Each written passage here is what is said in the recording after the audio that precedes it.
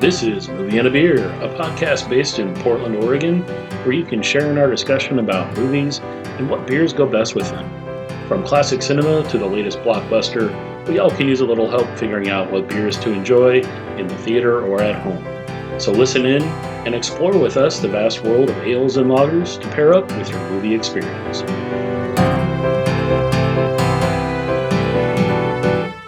All right, welcome everybody. My name is Dan Kopersky, and this is Movie and a Beer. We have with us today...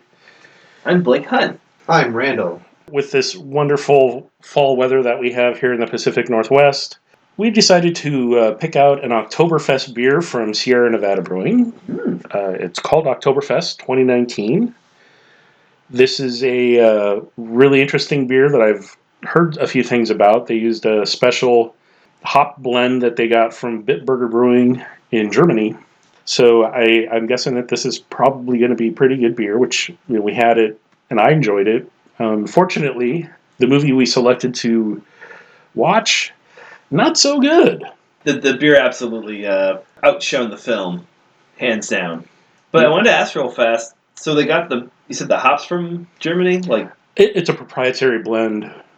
Oh, okay, so it wasn't like they shipped them from the country to be like, this is authentic Oktoberfest beer. They probably did. They probably awesome. Actually got the hops directly from the brewery because I'm sure they didn't tell them what the secret proprietary blend was. They just, here, you guys can use these hops because that's the hops that we use and so on and so forth. Make sure to add a little extra love. That's the real secret. I keep giving it away. Yes.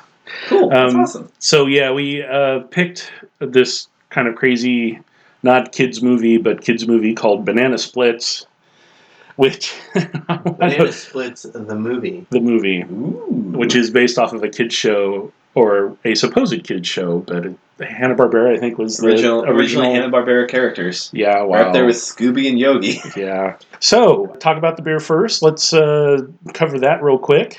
This is Sierra Nevada Brewing. They opened back in 1980 and down in Chico, California, I believe. Now they have over a 200 barrel system, so they pump out a lot of beer. You can. This beer was purchased at a local Fred Meyer 6-pack, not that terribly overpriced, so worthwhile. I would definitely wanted to try it. How many bottles do you get out of a barrel? That's a really good question.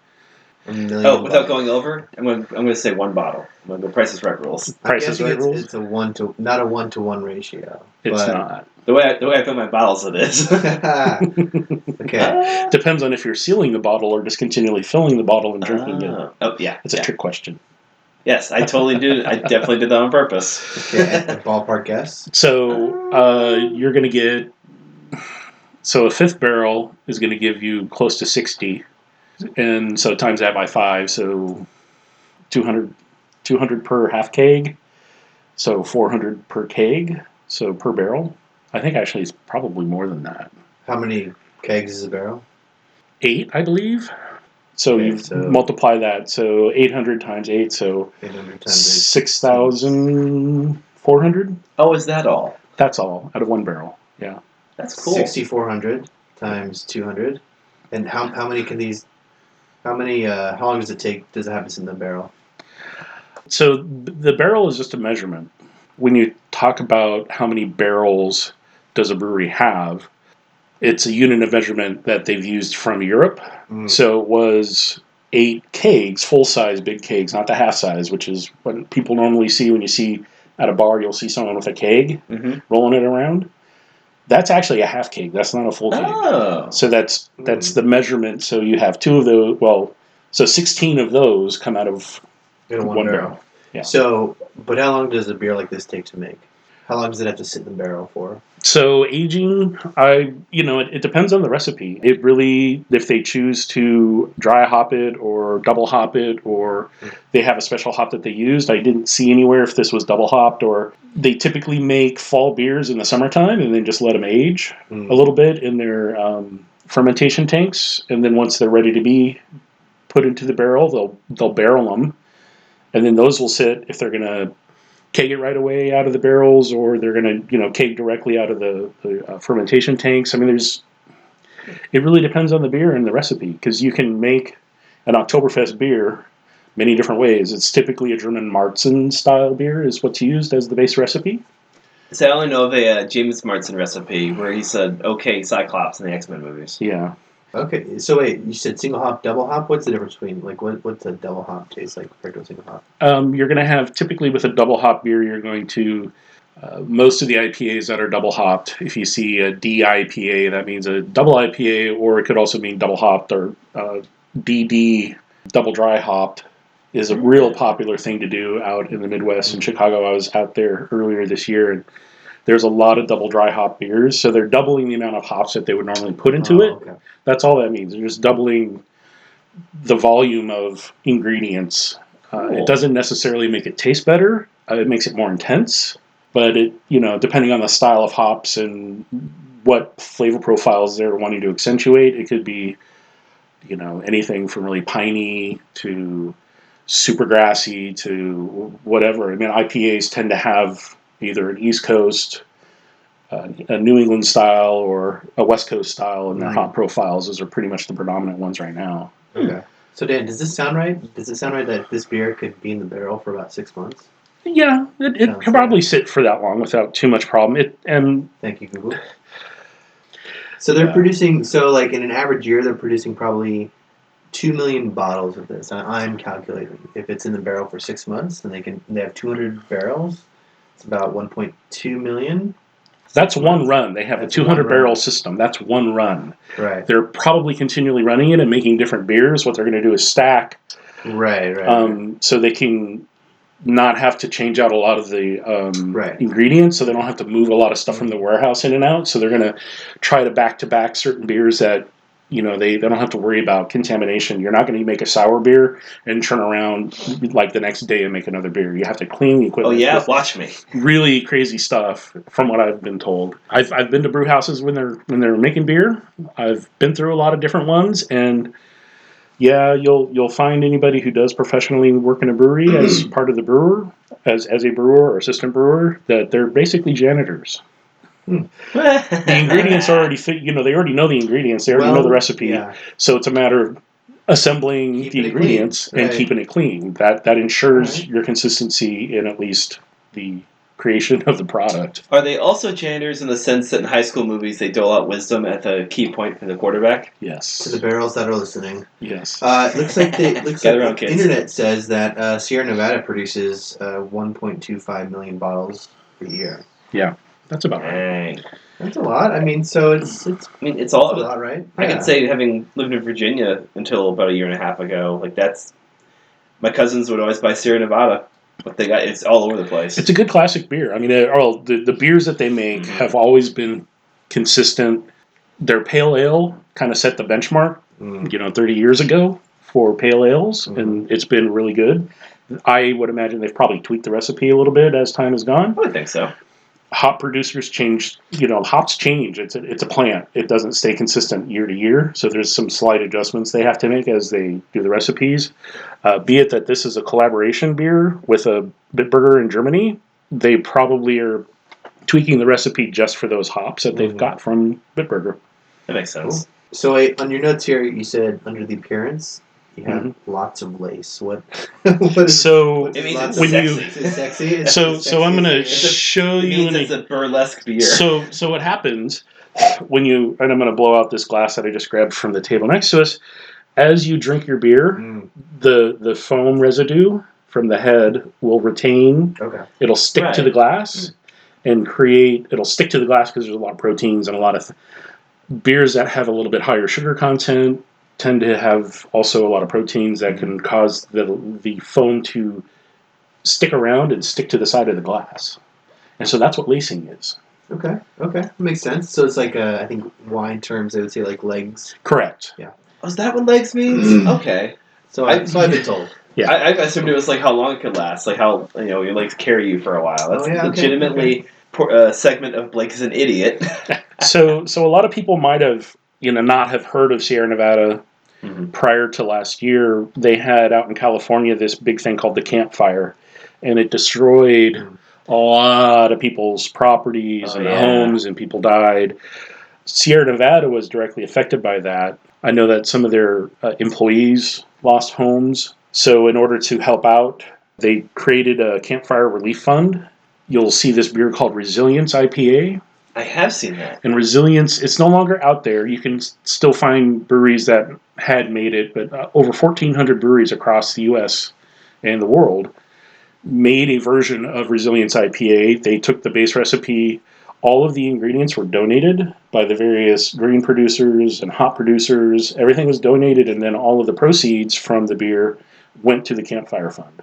That is awesome. So that's so cool. The professional brewers out there, I made a version of it as a home brewer just to try it out, and it's a traditional West Coast old school IPA. It was really good. I did a tasting at one of the Oregon Brew Crew meetings. We brought in about 12 or so different versions of it, including people having homebrewed it and brought in kegs, as well as commercial kegs from different breweries around town and all over the area. And we just, part of the meeting was to talk about, what happens when you take one recipe and tweak it a little bit. Cool. And using slightly different yeast, or using, approaching the beer a little differently. Like, say, I want to make a sour out of it. Like, what happens when you take this recipe and turn it into a sour beer? So it was really interesting to learn about. Sierra Nevada, I applaud them for having raised the money and surviving what happened in California last year. This Oktoberfest beer, really good.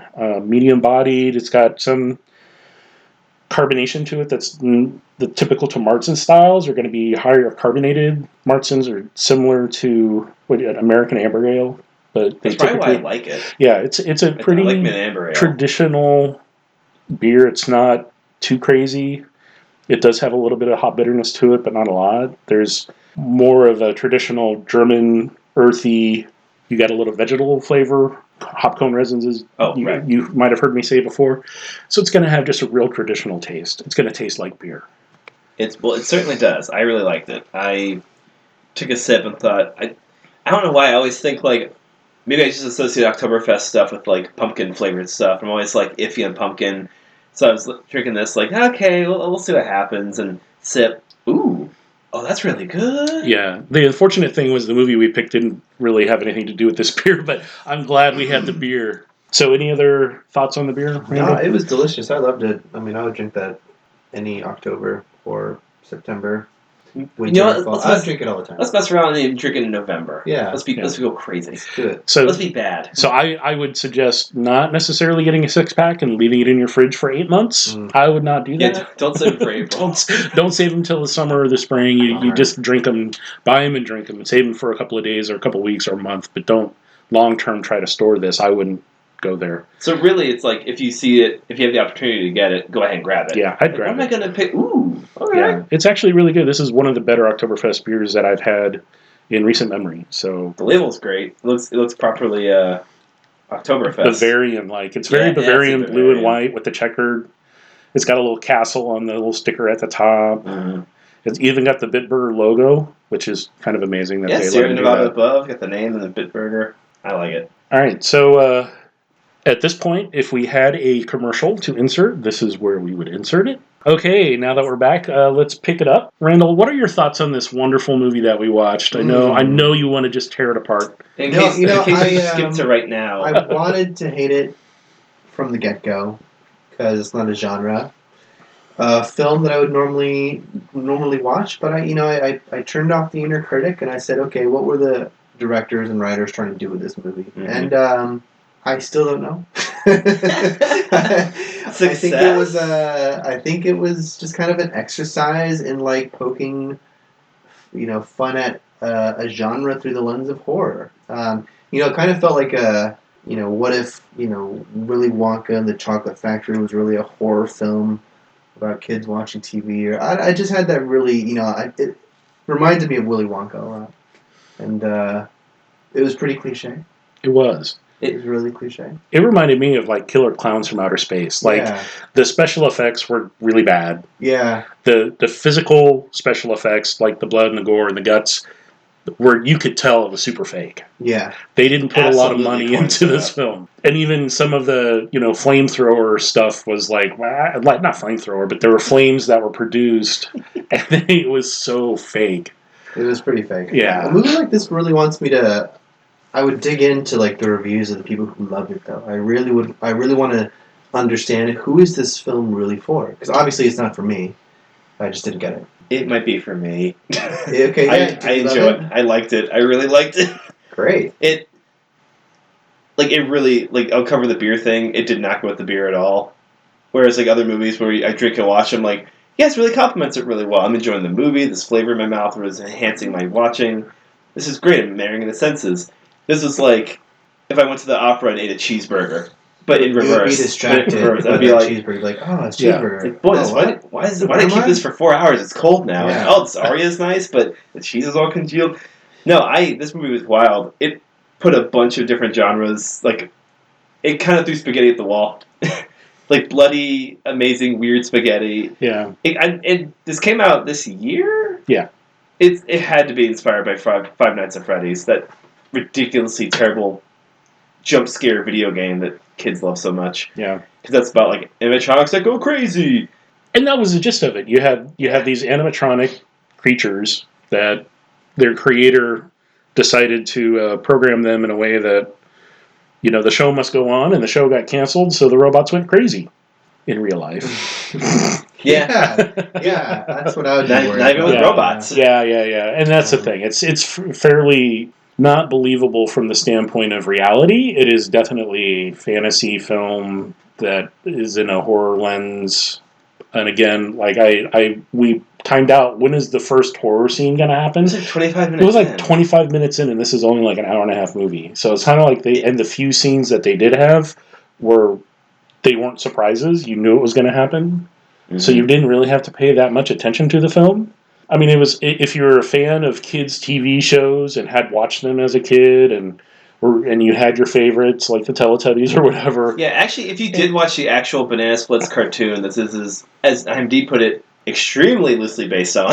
Yeah. It might be a fun watch. I dug it. I kept calling out horror tropes, and some of them were right, some of them were wrong. It's okay, I can dig that. Really, I think the beer to pair with this would be a 12-pack of something that costs $7.99 at most for 12 beers. Yeah. Just pounding it, having it on in the background, pounding brews with your buds, being whoa, look at that, oh, crazy! Basically what Dan and I were doing. Yeah, we were talking about the film as we were watching it, and it was quite amusing in some of the scenes, and I was like, I called it, yeah! And you called it. The kid had a wand that acted like a... Chekhov's wand, yeah, we'll say. He had a wand that extended, and it had a mace ball on the end. It was kind of that's not really a wand, that's a weapon. I think you give a child a weapon. Yeah. Johnny, it's your 5th birthday, here's a samurai sword. And Blake called it immediately. He said, somebody's going to die. But somebody actually did die, but not with that weapon. They took out one of the robots with it, which was awesome. The mom went all Sarah Connor and grabbed a pipe wrench and started smacking on the animatronics to save the kids. I'm not saying the beer was wasted, but it was definitely boy, this is really good. This movie's ridiculous. Yeah, well, you can't win them all. You know what? The beer elevated the movie a little bit. Yeah, I mean, I appreciate. We're finishing up what we have in our bottles, and it is a nice beer. Unfortunately, not the greatest movie in the world to watch with it. A decent schlocky horror. Yeah, I think it's October. I fall down some rabbit holes and try to see if I can understand why somebody might like this movie. I like it. Because, I don't know, maybe I'm just not getting it, and that excites me. The fact that I might read something on the internet, it's going to blow my mind, and it's going to fall into my top 10 movies of all time. All right, I'm putting $10 down that next time we meet, Randall's going to have, a cork board with, string attached to everything. A chart. I think it makes sense, man. A Venn diagram of how this is the greatest movie of all time. All right, so that brings us to the end of this episode of Movie and a Beer. My name's Dan Kapersky. We have Randall. Also Blake. And also Blake. And thank you all for listening. And as always, thing you want to do is hydrate. Yes. We were drinking water while we were drinking this wonderful beer and watching this really bad film. 6.0% beer, yes. Yeah. It's not that high in alcohol. It's nice. It's got a little sweetness on the back and everything. So thank you for listening and joining us today on this wonderful podcast of Movie and a Beer. And as always, the opinions expressed during the taping of this podcast are those of the hosts. The show must go on.